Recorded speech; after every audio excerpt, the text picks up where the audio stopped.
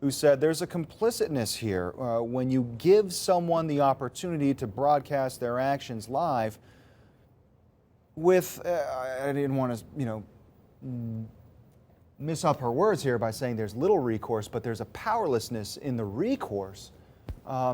She was highly critical of Facebook, and especially because now there's a digital footprint of everything he did. Take a listen to her.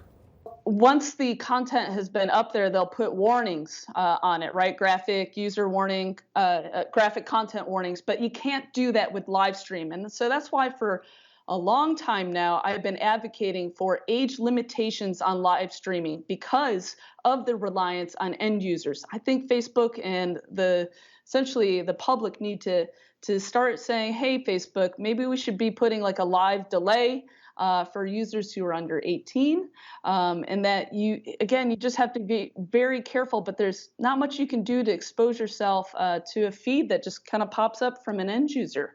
There really isn't much that you can do from a public perspective.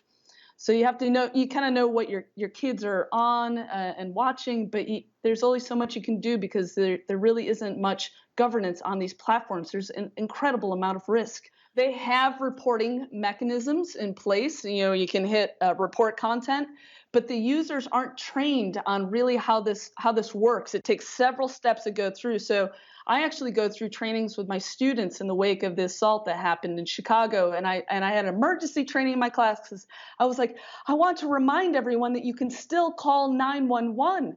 I don't think people realize when they see stuff on the internet, you're like, is this really happening? Is this real? Where is this? And we aren't trained. We need to talk about this more and be more prepared as a public as well.